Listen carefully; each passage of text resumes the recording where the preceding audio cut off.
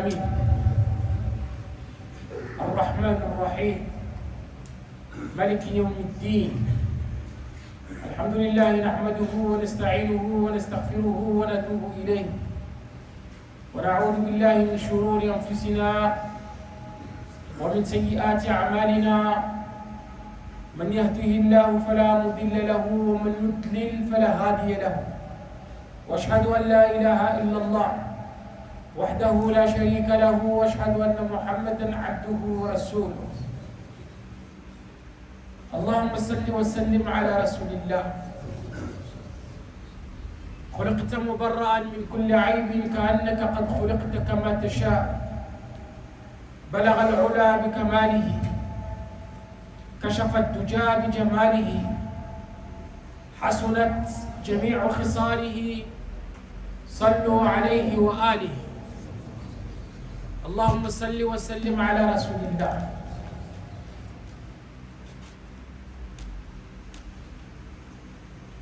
أما بعد فقد قال مولانا عز من قائل: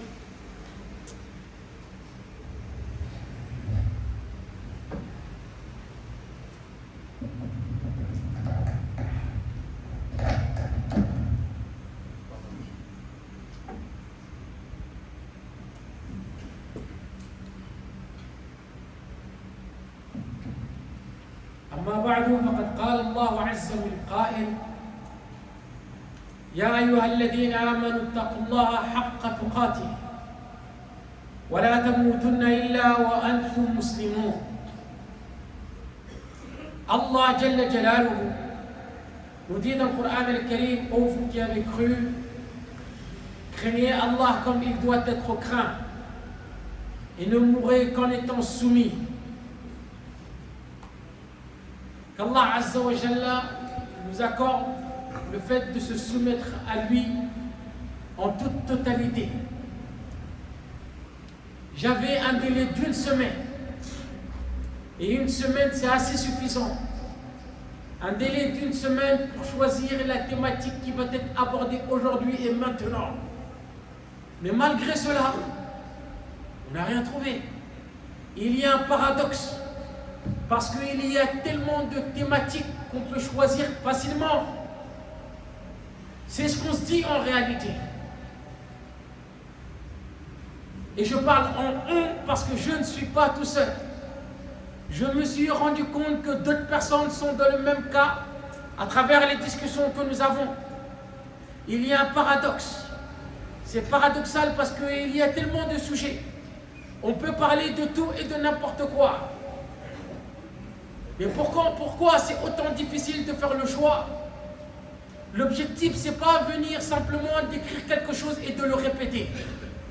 Et de se dire par la suite qu'on a fait le prêche ou on a dit telle chose.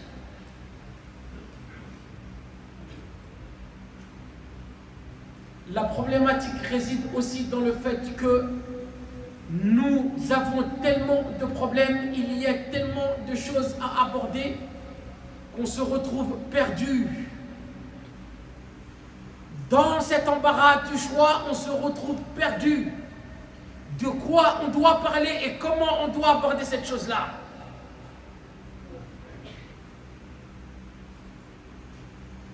On nous a parlé de beaucoup de choses à travers les prêches du vendredi, à travers les conférences, à travers nos cours de religion, à travers les assises qu'on a, que ce soit dans le mosquée et ailleurs, à travers les rappels qu'on écoute sur les réseaux sociaux, à travers les rappels sur lesquels on tombe accidentellement. On nous a parlé de tout et on nous a abordé beaucoup de sujets. Mais pourquoi les choses ne sont-ils pas encore rentrées dans l'ordre? N'est-il pas temps? ألم يعني للذين آمنوا أن تخشع قلوبهم لذكر الله وما نزل من الحق. Le moment n'est-il pas venu que les cœurs de ceux qui ont cru s'humilient à l'évocation d'Allah et devant ce qui est descendu comme vérité? Pourquoi on nous parle autant de religion, on nous parle autant de dîn, on nous parle autant d'Allah, et malgré cela, ça n'a aucun impact ou très peu d'impact positif sur le cœur en nous-mêmes. Le changement qui est censé avoir ne se réalise pas. On nous parle en public et en secret. On nous ordonne ce qui est convenable, on nous interdit ce qui est blabla, blabla. On vient nous conseiller, on nous exhorte maintes et maintes fois, mais rien ne change, ou très peu de choses changent. Le cœur qui écoute ne s'humilie pas. Il y a un problème quelque part. À une époque où le cœur des individus était pur et sain, un verset coranique suffisait pour les appeler à l'ordre. Un verset coranique suffisait pour les rappeler à l'ordre. Un hadith prophétique les suffisait pour les rappeler à l'ordre. Et même en dehors de cela, un bon conseil véridique et sincère suffisait pour que l'individu revienne à l'ordre, pour que l'individu cesse le mal qu'il est en train de commettre, pour que l'individu répare le dégât qu'il a causé, pour qu'il cesse l'injustice qu'il est en train de faire, pour qu'il revienne sur ses pas, pour qu'il se repente à Allah Jalla Jalaluhu, pour qu'il puisse demander pardon, pour qu'il agisse en bien, pour qu'il puisse revenir vers le droit chemin. Un verset coranique, un hadith prophétique, une bonne parole et un conseil sincère. Mais pourquoi aujourd'hui ça ne suffit pas à nous? Il y a un problème. Et le problème réside dans nos cœurs. On est là à marcher avec nos problèmes internes. Et quand je dis nos problèmes internes, je fais référence aux problèmes que nous avons dans nos cœurs. On marche avec ces problèmes. On marche avec ces maladies. On dort et on se réveille. On côtoie. Et ces maladies ont un impact sur nos faits et gestes. Ce qu'on dit, ce qu'on fait. Et les endroits que nous fréquentons. Le vrai problème réside dans le fait que chacun d'entre nous pense qu'il n'est pas concerné. Chacun d'entre nous pense qu'il n'a pas de maladie du cœur. Chacun d'entre nous pense que son cœur est sain et qu'il est clean. Alors que ce n'est pas le cas. Il va falloir qu'on revienne à l'essentiel. Il va falloir qu'on aille à la quête des éléments qui vont faire en sorte de purifier notre cœur, de nous guérir des maladies internes. Ces éléments qui vont faire en sorte que nos cœurs soient sains.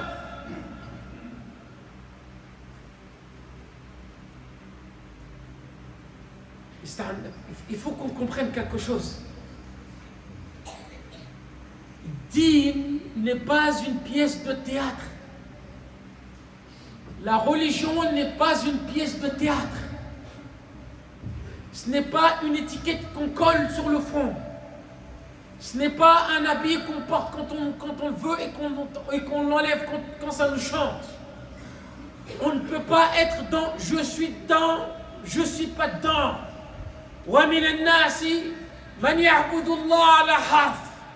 L'islam n'est pas quelque chose dont on peut piocher. On pioche ce qui nous plaît et on choisit ce qui nous convient et on délaisse ce qui nous déplaît, un petit peu ce qui nous... Là, udkhulu fi silmi kaffa. Rentrez dans l'islam en entier, complet. C'est ce que Allah Jalla Jalaluhu attend de nous. Quand on parle de l'islam, on parle de croyance. Quand on parle de l'islam, on parle de doctrine. Quand on parle de l'islam, on parle d'une pratique d'adoration bien précise. Lorsqu'on parle de l'islam, on parle d'une façon d'être. Lorsqu'on parle de l'islam, on parle d'une mentalité et d'un état d'esprit. Lorsqu'on parle d'islam, on parle d'un comportement. Lorsqu'on parle d'islam, on parle de principes nobles. Lorsqu'on parle d'islam, on parle d'un mode de vie. Parce que si l'islam, et parfois on réduit l'islam à la prière et au jeûne, il y a des choses qui vont dans ce sens-là. Si l'islam se réduit à cela, alors c'est trop facile et Allah est trop majestueux et trop sage pour faire en sorte que la religion qu'il a légiférée et la religion qui est considérée auprès de lui vient se réduire à une simple prière ou à un simple jeûne. C'est plus que cela. Et pour qu'on puisse le comprendre de manière convenable, il envoie un messager et fait en sorte que le mode de vie de ce messager soit à l'image de ce que Allah attend de nous. Et ensuite, il nous dit لَقَدْ كَانَ لَكُمْ فِي رَسُولِ اللَّهِ أُسْوَةٌ حَسَنَةٌ. Et aujourd'hui, on est loin de cet exemple-là. Maintenant, chacun d'entre nous check sa vie, check son quotidien, sa croyance, sa doctrine, sa pratique de l'islam, son comportement, ses relations, et expose tout cela à la lumière du Coran et de la Sunna, et voit si jamais c'est en conformité avec les commandements d'Allah. Si jamais nous sommes tous comme Allah veut que l'on soit. Mais ça, on ne le fait pas. Parce que c'est difficile. Parce que cela demande de se juger soi-même. Cela demande une remise en question. Ça demande de faire tomber le masque. De se mettre face au miroir. De toucher au point sensible. Et l'être humain de nature n'aime pas être bousculé. Il n'aime pas être bousculé. Il n'aime pas être jugé. Il n'aime pas qu'on le remette en cause. Mais si on ne fait pas ça, qu'est-ce qu'on va faire? Et qui va le faire? J'ai mes maladies du cœur. Et je ne dis pas ça par modestie. C'est une réalité. Mais je ne peux pas remédier à tout cela seul.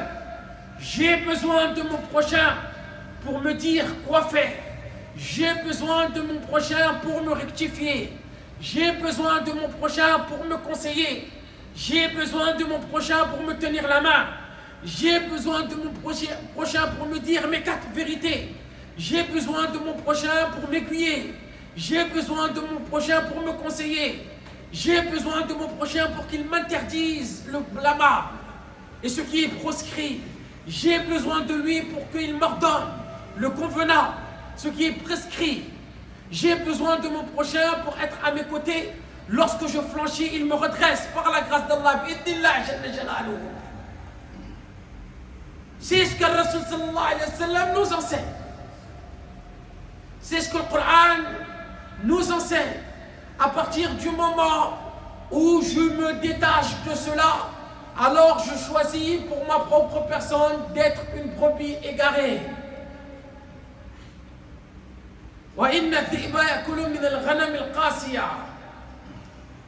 Et aujourd'hui, on s'est tous isolés avec l'autosatisfaction de notre pratique qui est erronée. J'ai accompli la prière pendant combien d'années? Pendant 20 ans, 30 ans, pendant 50 ans. Alors où est l'impact positif de la prière que je suis en train d'accomplir, tout en sachant que Allah Jalla Jalaluhu nous dit dans le Coran al-Karim, Inna salata tanha anil fahsha'i wal munkar. La prière préserve du blâmable et de la turpitude. Alors je suis en train de prier dans la mosquée et 5 minutes après, je médite. Je parle derrière le dos de quelqu'un. Je cause une injustice. Il y a un problème quelque part. Parce que Allah ne ment pas. Et la prière a un impact positif. Le problème ne réside pas dans la parole d'Allah, ni dans la prière.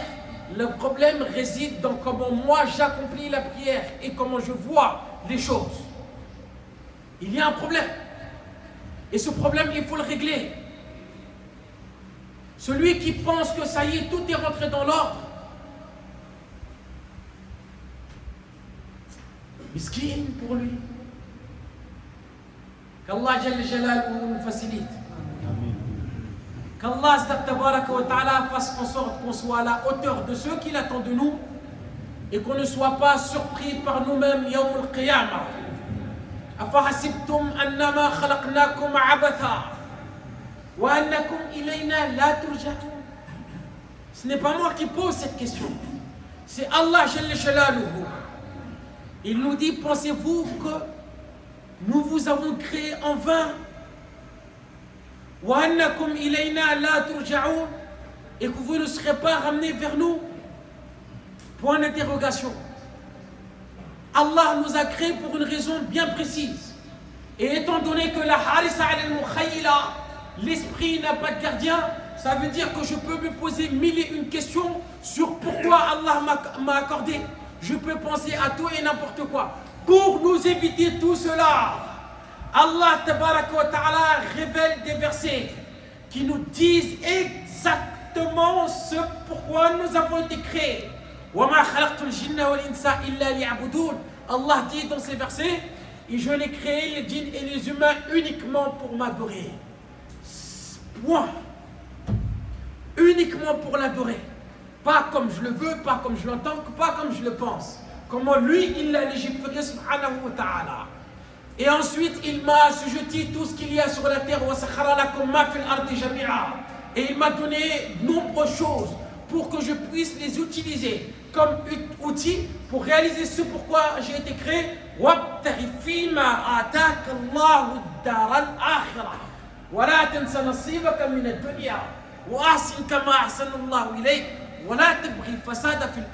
Maintenant, mon existence tout entière, à partir du moment où je suis responsable légal, religieusement parlant, jusqu'au jour où mon âme va être saisie, je dois consacrer tout ce temps à 100%, toute cette énergie, tout ce que je possède dans la réalisation de ce pourquoi j'ai été créé. Mais comment est-ce possible? Il y a des moments où j'ai besoin de dormir, il y a des moments où j'ai besoin de manger, il y a des moments où j'ai besoin de me faire plaisir un tout petit peu. Comment je fais?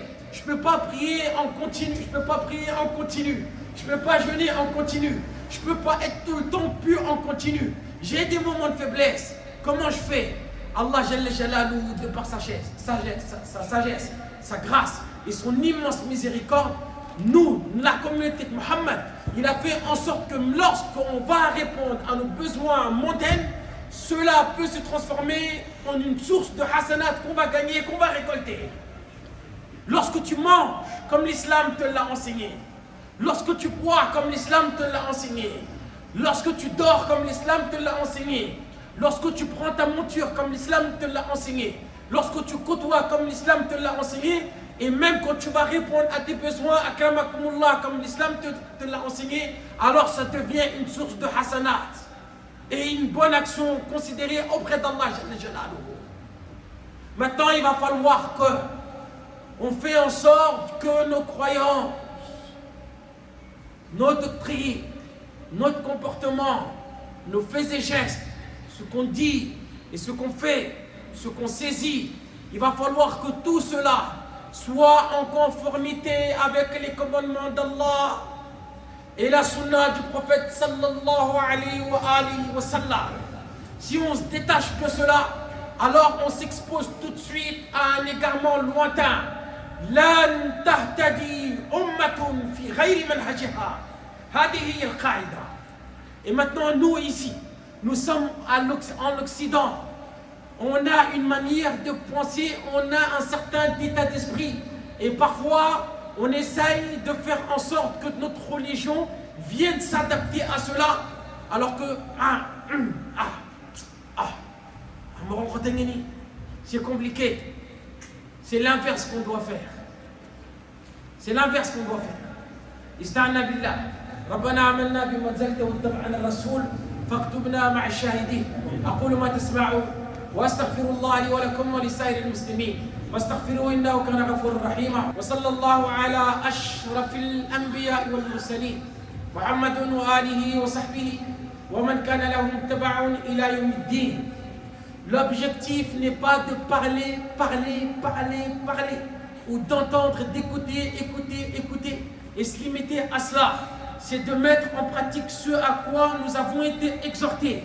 La mise en pratique de manière convenable, de manière conforme.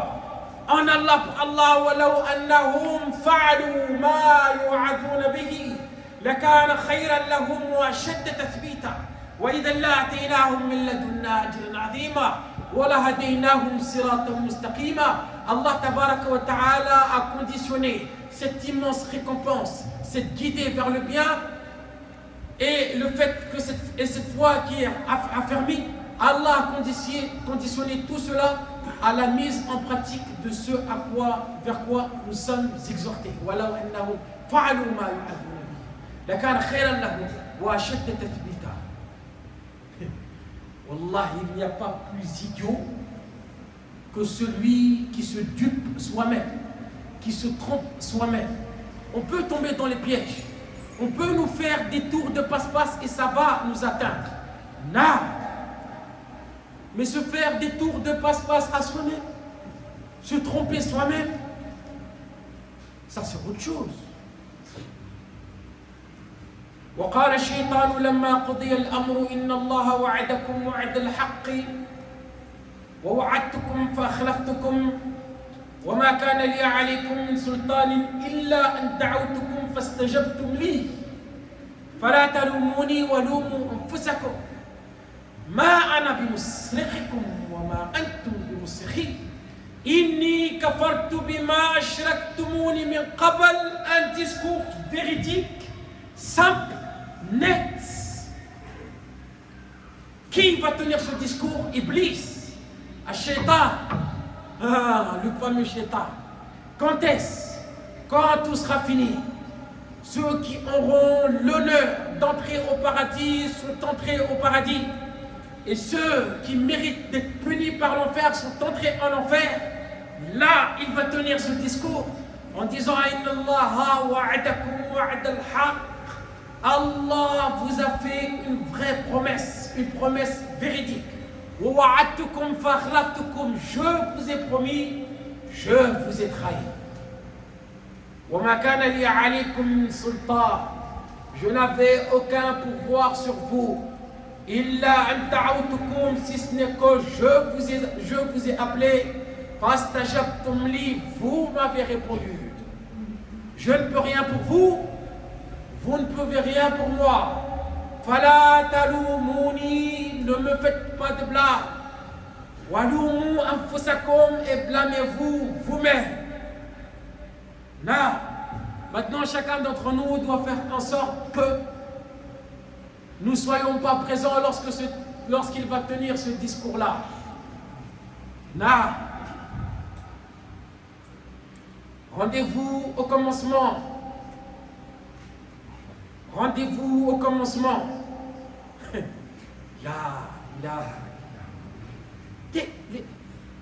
Nous, on pense que Yawm al-Qiyamah, ça sera aussi simple que cela.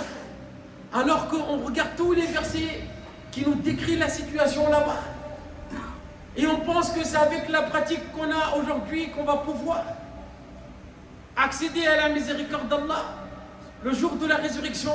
C'est tellement difficile et ça fait tellement peur que même les prophètes et les messagers ont peur pour leur propre personne. Comment nous on sera? Ils ont peur d'aborder Allah avant le début du jugement. L'humanité tout entière va se diriger vers un tel. Adam, Nour, Moussa, Ibrahim. Ils diront Allah est fâché aujourd'hui d'une manière dont il n'a jamais été fâché. Allez voir un tel. La miséricorde d'Allah ce jour-là sera exclusive à ceux qui la méritent. En dehors de cela, non. Pourtant Allah il est latif, Allah il est rahim, Allah il est wadoud. Lorsque le moment viendra et que la mort viendra frapper à la porte de chacun d'entre nous, là tout va commencer et chacun d'entre nous dépendra de ce qu'il aura fait, de ce qu'il a acquis, de ce qu'il a devancé, mais pas que, et des traces qu'il a laissées derrière lui. Faisons attention à nous-mêmes, faisons attention à ce qu'on fait dans notre monde réel et à travers le virtuel. N'oubliez pas, wa ma kana rabbuka nasiya. Allah n'oublie pas. Allah n'oublie pas. Ce que je suis en train de faire dans l'obscurité de la nuit et en grand public, au grand public, Allah le sait. Il me voit, il m'entend, il enregistre, il archive. Hein? Et tout cela sera ramené au Qiyamah. Ista'ana billah. ربنا آمنا بما أنزلت واتبعنا الرسول فاكتبنا مع الشاهدين اللهم ردنا إليك مردا جميلا. اللهم ردنا إليك مردا جميلا. ربنا اغفر لنا ذنوبنا وإسرافنا في أمرنا وثبت أقدامنا وانصرنا على القوم الكافرين. ربنا لا تزغ قلوبنا بعد إذ هديتنا وهب لنا من لدنك رحمة إنك أنت الوهاب. غفرانك ربنا وإليك المصير. ربنا لا تؤاخذنا إن نسينا أو أخطأنا. ربنا ولا تحمل علينا إصرا كما حملته على الذين من قبلنا. ربنا ولا تحملنا ما لا طاقة لنا به واعف عنا واغفر لنا وارحمنا أنت مولانا فانصرنا على القوم الكافرين. اللهم إن لنا إخوة في الدين والدم أنت أعلم بحالهم منا. هم جوعى عطشى مرضى أخرجوا من ديارهم وأموالهم ظلما وعدوانا. اللهم كن لهم معينا ونصيرا واجعل لهم العزة في الدنيا والآخرة. اللهم انصرهم ولا تنصر عليهم. اللهم اشف المرضى منهم وارحم الموتى منهم ولا تجعلنا ممن ظلم وممن أعان الظلم. ولا تحسبن الله غافلا عما يعمل الظالمون إنما يؤخرهم ليوم تشخص فيه الأبصار مهطعين مقنعي رؤوسهم لا يرتد إليهم طرفهم وأفئدتهم هواء. اللهم اغفر لآباء الحاضرين وأمهاتهم من كان منهم على قيد الحياة فبارك له في عمره وثبت قلبه على دينك وطاعتك. اللهم من كان من آباء الحاضرين وأمهاتهم ميتا فارحمه رحمة واسعة واكتبه عندك في العليين. اللهم من كان من آباء الحاضرين وأمهاتهم على خير الإسلام فاهديه سبل السلام واشرح صدره للإسلام. اللهم اغفر لنا أجمعين ولجميع موتى المسلمين. اللهم اغفر لنا أجمعين ولجميع موتى المسلمين الذين شهدوا لك بالوحدانية ولنبيك بالرسالة وماتوا على ذلك. اللهم اغفر لهم وارحمهم وعافهم واعف عنهم وأكرم نزلهم ووسع مدخلهم واغسلهم بالماء والثلج والبرد ونقيهم من الذنوب والخطايا كما ينقى الثوب الأبيض من الدنس. حفظك الله لنا وللأمة يا أمه وحفظك الله من كل سوء وبلاء. ورحمة الله عليك يا أبتي في الفردوس الأعلى بإذن الله مع النبيين والصديقين والشهداء والصالحين وحسن أولئك رفيقا. والحقنا بك في أعلى الجنان. والذين آمنوا واتبعتهم ذريتهم بإيمان ألحقنا بهم ذريتهم وما لتناهم من عملهم من شيء كل امرئ بما كسب رهين. وصلى الله على خير المرسلين والحمد لله رب العالمين. Il y a beaucoup de demandes de dua, beaucoup, Allah al-Musta'an. Et on ne peut pas les préciser une à une. On fait dua globalement, qu'Allah Azza wa Jalla règle tous les problèmes. Qu'Allah Azza wa Jalla règle tous les problèmes. Deuxièmement, on n'oublie pas le projet, on continue. Qu'Allah vous récompense pour ce que vous avez déjà donné. Qu'Allah vous récompense pour ce que vous avez fait. Le chemin est encore long. On ne se laisse pas tromper par le chiffre qu'on voit ici. Le double, le triple ne peut même pas concrétiser le projet. Chacun sera récompensé en fonction des sacrifices qu'il aura fait. En Allah pour Allah. On s'appelle les uns les autres également. On n'oublie pas. L'objectif, c'est de mettre en pratique tout ce qu'on entend en bien en s'aidant les uns les autres. Ista'anna billah. Qoumu ila salatikum wa rahmatullahi alaykum.